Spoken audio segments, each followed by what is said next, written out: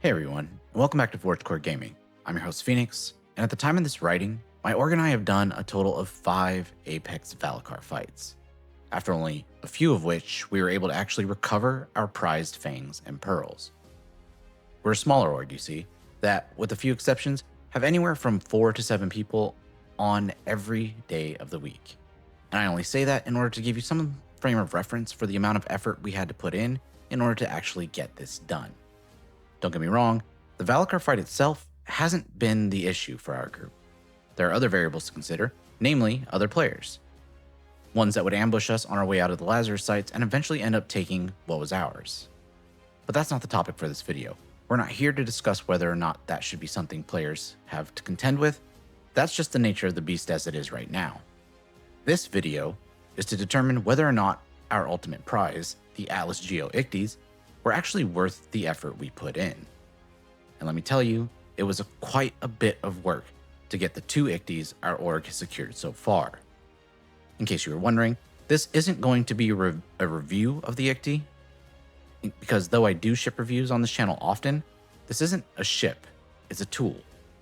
This is more of a reflection. We'll be looking at it from the perspective of trying to determine whether or not the Ikti is useful, enjoyable, or even if it's practical, and we'll weigh that against the amount of time, energy, and resources we put into getting them. Plus, we'll talk about whether or not this method of earning in-game vehicles or tools is actually an enjoyable experience, or one that should be in the game overall. Before we get started, I'd like to ask that you hit that subscribe button, because our analytics indicate that nearly 80% of this channel's viewers aren't subscribed yet. So do me a favor, get subscribed as a free way to show support for our channel and help ensure that we're able to keep pumping out high-quality videos like the one you're watching. But without further ado, let's get into it.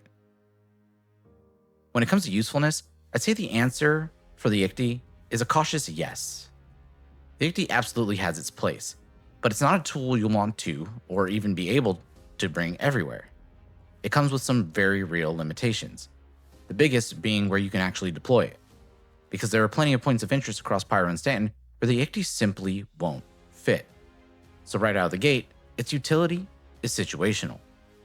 That said, when you take it somewhere it can operate, like the Hathor PAF sites for example, it shines. Clearing out hostile ground forces becomes significantly easier with an Ikti on the field, because the integrated weapons have impressive reach and easily outrange small arms carried by most NPC enemies. That range alone gives you a huge advantage in certain encounters.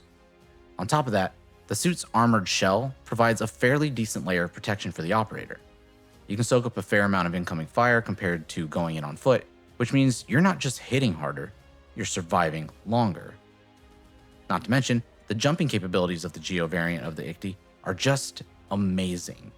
You can use it not only to gain an advantageous position or scale tricky terrain, it's a great tool for getting yourself out of a sketchy situation while avoiding enemy fire. Just for fun, my org and I, as I'm sure countless other players do, have executed the Star Citizen equivalent of Halo drops into the POIs rather than landing, and that just makes for cool gameplay. And it helps all of us live out our ODST or Titanfall fantasies.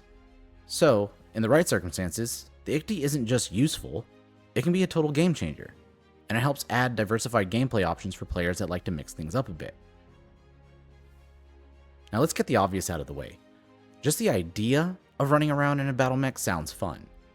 Regardless of which generation you grew up in, you were probably exposed to some kind of sci-fi IP where towering armored suits stomp across the battlefield, laying down heavy fire while shrugging off damage. Whether it was Gundams, Evangelion, Mech Warriors, or even just the power loader from Aliens. The fantasy has been with us for decades. And in that sense, the ATLS Ikti taps into something primal. That dream of stepping into a walking tank and becoming a one-person wrecking crew becomes a reality in a very meaningful way. At least it was for me. And yes, let's be honest, the fantasy absolutely delivers, at least at first.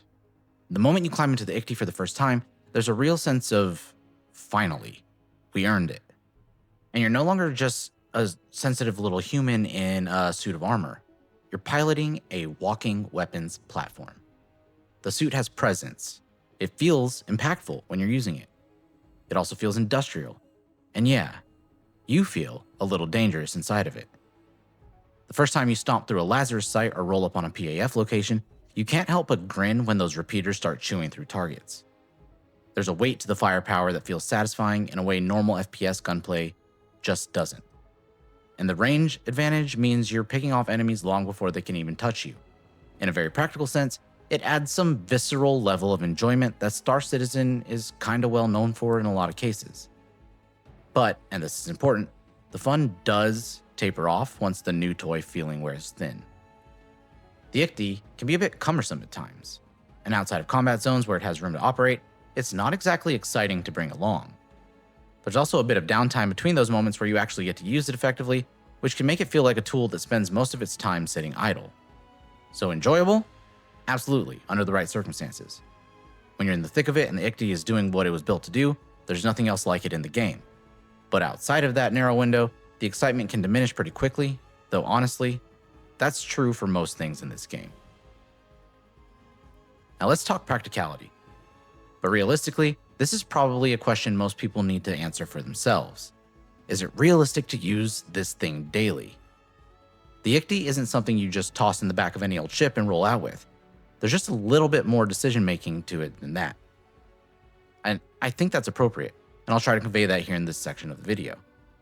First off, there's a right tool for every job, and the Ikti isn't necessarily the correct tool for every FPS scenario.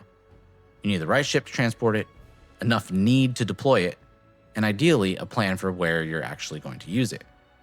Personally, it's become a tool that I tend to pack in the back of my Asgard along with my Nursa and a couple of boxes, just in case I need it. And with the recent changes to how the ATLS platforms can deploy through your freight elevator, the process of stocking up your ship has become at least a little bit easier. So up to this point, it hasn't been much of a hassle to include in my ship's daily loadout. When you do make the effort to bring it along, you're still working around its limitations though. The Ikti can't fit into every bunker or POI, so if your mission takes you into tight interiors, it's something you leave behind. And are you even engaging in a lot of FPS gameplay on a day-to-day basis? For me personally, FPS gameplay is something I engage in several times a week, so it makes sense to pack one of these in my daily driver vehicles. If you're not engaging in that type of gameplay, I'll admit, an Ikti probably isn't worth the time investment for you. So from a practical standpoint, the Ikti isn't something you'll use every day, it's more of a specialty tool than a daily driver. It's cool to own, powerful in the right moment, but honestly, for most players, it's going to see more time parked in a hangar than actually out on the battlefield. So, was the ATLS Ikti worth all the effort? Honestly, that's another tough one, and the answer depends on what you value most in Star Citizen. If you're looking at this purely from a utility perspective, the Ikti isn't going to change your day-to-day gameplay in a huge impactful way. For the overwhelming majority of time, you're probably not going to find a reason to use it. For players that don't engage in a lot of open-world FPS gameplay, then I would say don't bother farming out the materials. Overall, including in preparation, coordination, execution, and Wikello turn-ins, I think we spent around 10 hours per Ikti that we have collectively as an org. Which, my knee-jerk reaction tells me, is a lot of time spent acquiring something that optimistically will only ever get part-time use. But after deeper thought on the matter, that time investment kinda makes sense to me. I think a lot of people have gotten used to the idea of pay to win or at least pay to skip, not only in this game, but in a lot of big name titles that are published these days. Any game where there's a battle pass that you can purchase so that you can get more loot than others, any game where there's a microtransaction store where you can buy items that are equivalent to those you'd earn through in-game means. All of those have sort of conditioned us to expect instant gratification. But I'm going to argue that this isn't meant for everyone to have. It's meant for everyone to have a chance at having, and I'm not arguing it's only for this group or that group, as it certainly isn't for PvPers, as I have one, and I am certifiably not a PvPer.